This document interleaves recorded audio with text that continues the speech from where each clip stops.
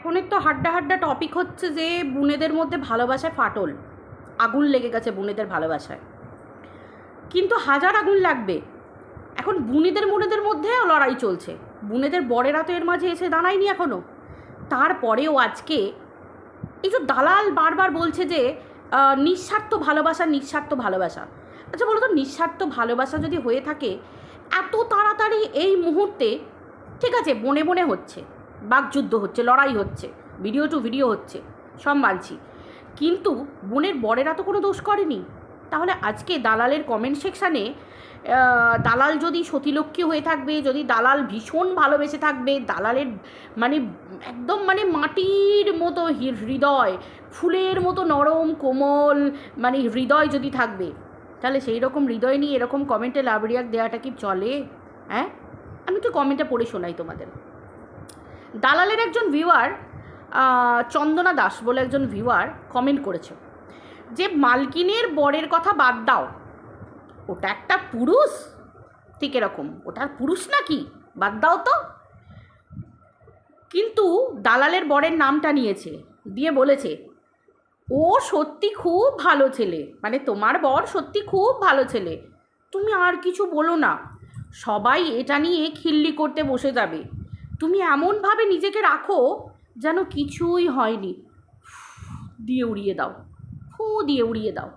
আচ্ছা বলো তো, মানে আমি বুঝতে পারলাম না যে এই কমেন্টটাতে দালাল লাভ রিয়াক্ট তুই যে দিলি, এ দালাল তোকে বলছি, তুই যে লাভ রিয়াক্ট দিলি, তাহলে তুই বলতো তুই যে ভালোবাসার বারবার গান গাইছিস, ভালোবাসা ভালোবাসা ভালোবাসা, তোর নিঃস্বার্থ ভালোবাসা, তুই কাউকে ছুরি মারিস না, কাউকে ছ্যাঁদা করিস না, যে পাতে খাস সে পাতে নাকি ছেদ করিস না, হাগিস না, এত তোর ভালোবাসা, তুই বিরাট, তুই বারবার আঘাত পাস, তোর সাথেই বারবার এরকম হয়, তোর মতো সতীলক্ষ্মীর সঙ্গেই এরকম হয়, মানে পৃথিবীতে সতীলক্ষ্মীর এবার 2026-এ তোকে অ্যাওয়ার্ড দেওয়া দরকার, দা অ্যাওয়ার্ড সতীলক্ষ্মী গোজ টু দালাল, দালালকে দেওয়া দরকার, ঠিক আছে? আমরা এর জন্য আবেদন করব, খুব তাড়াতাড়ি আমরা আবেদন করব প্রাইম মিনিস্টারের কাছে আমরা খুব তাড়াতাড়ি আবেদন করব। মানে তোমরা বলো তো যে কোন মানুষ বনে বনে হচ্ছে, ঠিক আছে, কোন মানুষ ঝট করে তার বোনের বরকে নিয়ে করা কমেন্টে, যেখানে তার নিজের বরকে, দালালের নিজের বরকে ভালো বলছে আর তার বরকে বলছে ওটা একটা পুরুষ, মানে চিন্তা করো। তার মানে কি, এই যে তুই তো আবার শুরু করে দিলি, ইনডিরেক্টলি কমেন্টের মাধ্যমেই তো শুরু করে দিলি। এই দুদিন আগে তুই তাকে ভাই বলে ডেকে তাকে কত উদাহরণ দিলি যে তোমার কর্মক্ষমতা নেই, কে বলেছে, তুমি এক কাজ করো, সন্ধেবেলায় ডগিটাকে নিয়ে ওয়াক করতে বেরো, তুমি জানবে যে তুমি একটা চাকরি করছো, তুমি একা নও, তুমি ডগি নিয়ে ঘুরতে বেরোচ্ছ, তোমার সময় কেটে যাবে, এই যে এত উদাহরণ দিলি তার ভালোর জন্য।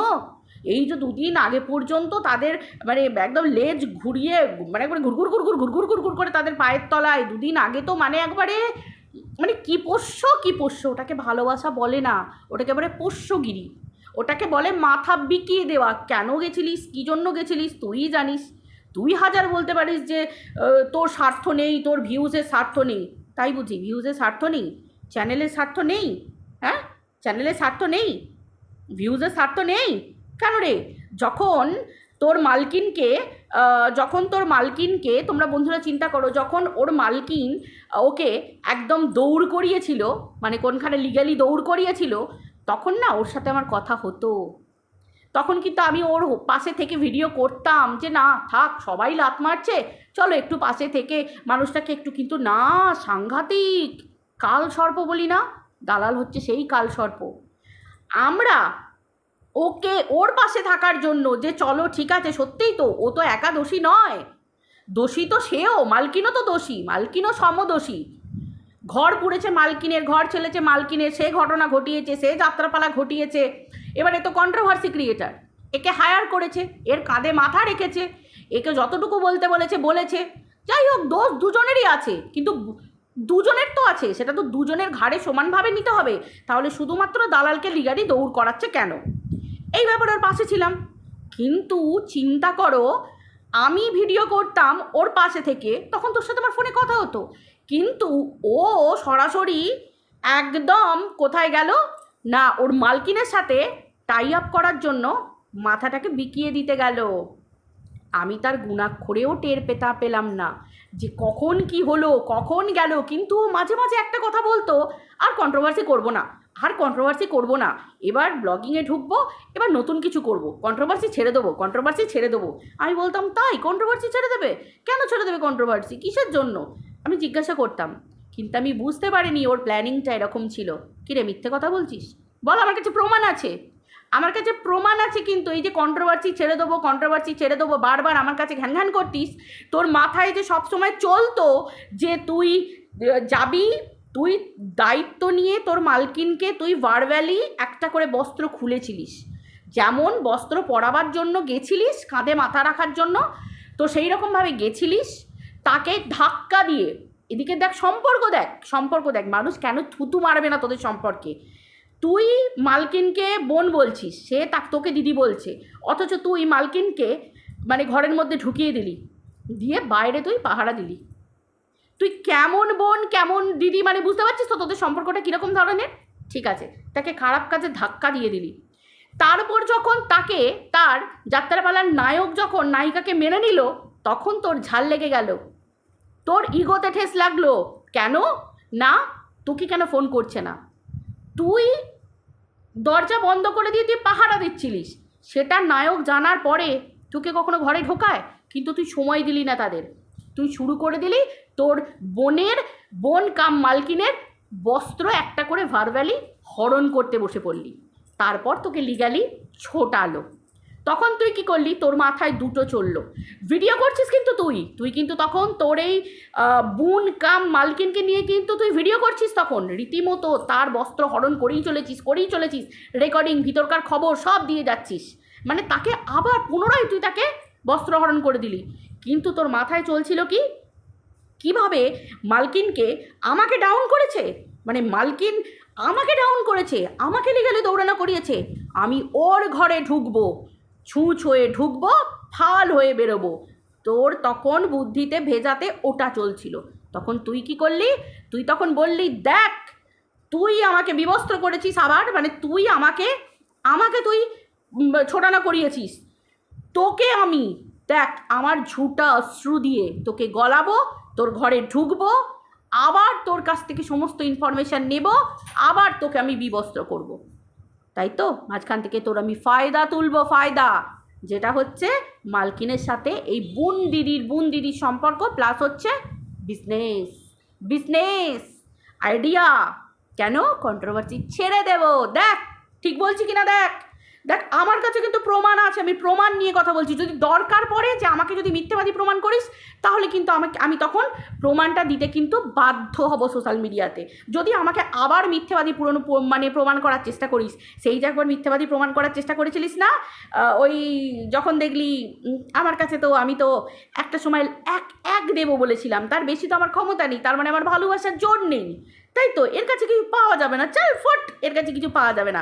আমি যদি বলতাম এক চান্সে তোকে আমি 5 দেব, তাহলে কিন্তু তুই আমাকে খুব ভালোবাসতিস, তাই তো খুব ভালোবাসতিস। তাহলে আজকের দিনে দাঁড়িয়ে তুই চিন্তা কর যে তুই যে বলেছিলিস যে আমি আর কন্ট্রোভার্সি করব না, আমি এবার খুব তাড়াতাড়ি অন্যদিকে শিফট করব, তুই তো শিফট হলি।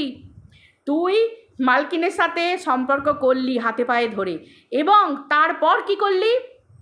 সম্পর্ক করে তার সাথে তার বিজনেস এবং তার সব থেকে কাছের বোন মারু, তাদের মধ্যে সম্পর্কটা তুই ছেদ করে দিলি। তুই যখন ঢুকলি, দেখ তুই কিন্তু অনেক সম্পর্ক ছেদ করেছিস, সেটা দেবশ্রীদি হোক, সেটা মারু হোক, এদের সম্পর্কগুলোকে তুই লাথি মেরে সরিয়েছিস, এদেরকে আলাদা করে দিয়েছিস। তারপর এদের জায়গায় কিন্তু তুই ঢুকেছিলিস যে তুই একা দাঁড়িয়ে থাকবি, একা রাজ করবি, একা সেখানে, ঠিক আছে? আর সেটা এমনি স্বার্থের বাইরে নয়। স্বার্থের বাইরে যদি সত্যিই থাকতো, তোরা কেন স্ক্রিন শেয়ার করতিস? তোদের সম্পর্ক যদি স্বার্থের বাইরে থাকতো, সেটা মালকিনই তোর ফায়দা তুলুক আর তুই মালকিনের ফায়দা তুলিস।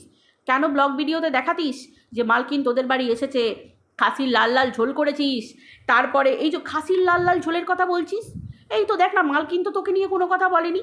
খাসির ঝোল নিয়ে তুই তো মালকিনকে আজকে খোঁটা দিয়ে দিলি যে খাসি তুইও খাইয়েছিস, সোনা তুইও ছুঁড়ে মেরেছিস, সোনার পাট্টা বলো, সোনাকে তো আমিও দিয়েছি, দেখেছিস তুই দিয়ে কীরকম খোঁটা দিস, বুঝতে পেরেছিস? আর সব থেকে বড় কথা, তুই তো ব্লগ চ্যানেলে সেগুলোকে দেখিয়েছিস, তুই তো সেগুলোকে দেখিয়েছিস। যখন মালকিন দুদিন আগে যখন তোর মতো মহিলাকে বলল সবাই যে কালসর্প হটাও পরিবার বাঁচাও, মালকিন যখন সিদ্ধান্ত নিল যে তোদের কোনো দিদি বোনকে আর স্ক্রিন শেয়ার করবে না, তোদের সাথে স্ক্রিনে দেখাবে না, তোদের নাম নেবে না, তখন তুই ভিডিও করে বললি না যে এটা তুই ঠিক সিদ্ধান্ত নিলি না, এটা তুই ঠিক করলি না। তোর সেই যে সেদিন চোখ মুখ, সেদিনই আমি বুঝতে পেরেছিলাম তোর রাগ সৃষ্টি হচ্ছে। কারণ তুই যে ফায়দায় গেছিলিস একই স্ক্রিন শেয়ার করে, ঘুরতে গেলি না দীঘা মন্দারমণি, ঘুরতে গেলি না একসাথে, সেই যে একটা ভিউজ, সেই যে পাবলিকের একটা, যতই হোক ব্লগার সে যত যাত্রাপালাই দেখাক না কেন, একটু হলেও তার মুখের ফেস ভ্যালু আছে। মানে সেটা যেমন করেই ভ্যালু থাকুক না কেন, নিম্ন ভ্যালুই হোক আর উচ্চ ভ্যালুই হোক, ভ্যালু তো একটা আছে। তো সেই হিসেবে তার পাশ থেকে স্ক্রিন শেয়ারটা বন্ধ হয়ে গেল। আস্তে আস্তে তুই ভাবলি যে এর ভিউয়ার্সগুলো তো আছে, আমি বিজনেসটুকু চালিয়ে নিতে পারবো, কিন্তু পারলি না। কেন বলতো? কারণ তোর স্বভাব ছেদ করা, যে থালায় খাবি সে থালায় তুই ছেদ করবি। তাহলে তুই আজকে একটা জিনিস দেখ, তাহলে দেখ যে তোর স্বভাব অনুযায়ী কিন্তু মালকিন কিন্তু এখনও বলছে লাইটই তোলা বড় কথা নয়, আছে একটা অভ্যন্তরীণ কারণ, যদি কখনো মনে করি তোমাদের সাথে শেয়ার করব। কি এমন গুল খিলিয়েছিস যে অভ্যন্তরীণ কারণ এখনও মালকিন চুপ করে আছে, বলছে সময় এলে বলবে। তুই জানিস তাই না? ঠিক বলছি তো? দেখ দেখ দেখ, তুই তো সেই ভুল করবি না, সেটা আমরা সবাই জানি।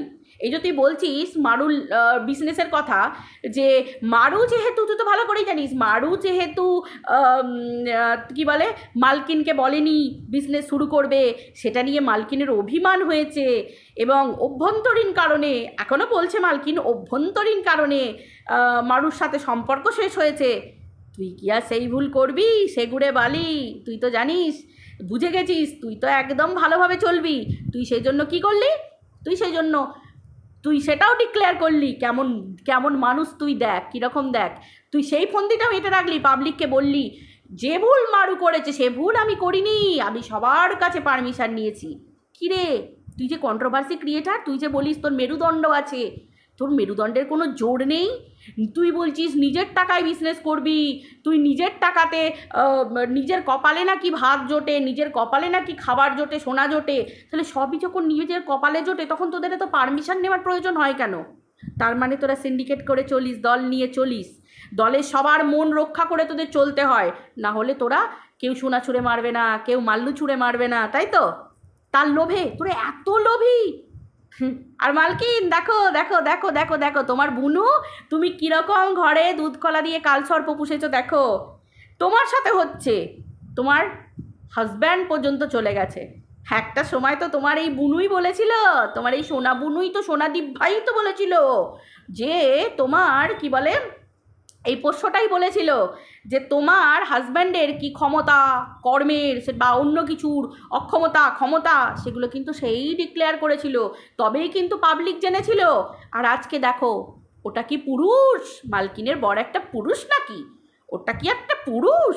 তো এই যে কথাটা বললো পৌরসত্বে ঘা দিয়ে, কি মালকিন এবার বুঝতে পারছো? বোঝো বোঝো বোঝো বন্ধুরা, বুঝতে পারছো? দেখো, আমরা এমনি এমনি একে কালসর্প বলি না বন্ধুরা, কারণ হচ্ছে এটাই।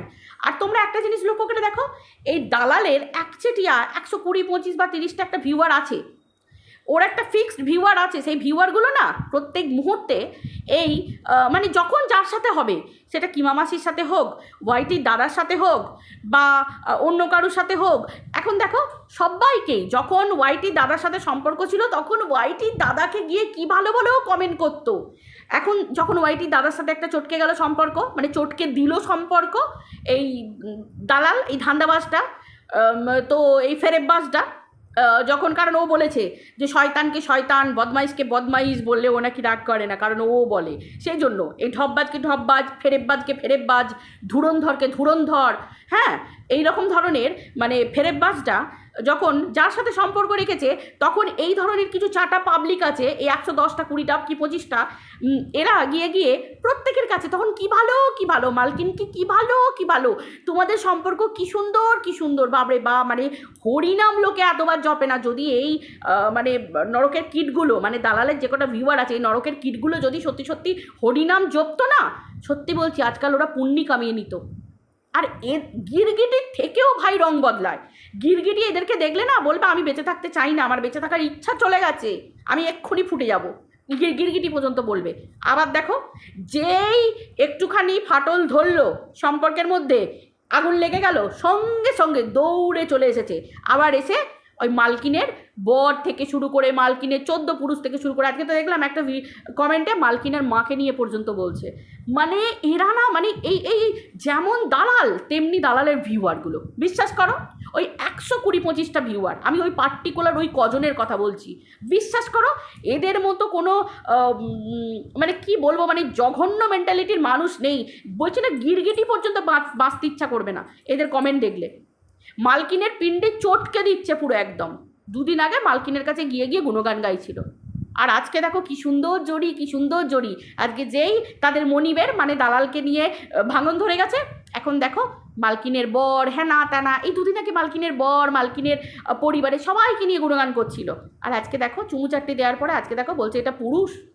মালকিন এবার কি বলবে? খুব তো কন্ট্রোভার্সি ক্রিয়েটারদেরকে চোখ রাঙাচ্ছিলে, খুব তো বলছিলে চোখ রাঙাবো, চোখ রাঙিয়ে কথা, খুব করে কথা। আজকে আবার সমস্ত নেগেটিভ পজিটিভ ভিউয়ার্সদেরকে ইমা রাগ করবো কেন, তোমাদের কিন্তু সবাইকে ভালোবাসি। মালকিন তোমার ট্যাকটিসও আমাদের সবার জানা আছে, পাপটা কোথায় যাবে বলো, পাপটা কোথায় যাবে, তাই না? মালকিন কেমন লাগছে কাল সর্পের ছোবল? ভাল লাগছে না? পুরো বেড রিডেন হয়ে গেছিলে, হ্যাঁ? নজর কাটাবার জন্য এই তলা ওই তলা, জামতলা আমতলা বেলতলা ঝ্যাঁটা জুতো, মানে কিছু নিয়ে আর ঝাড়াতে বাকি রাখেনি মালকিন।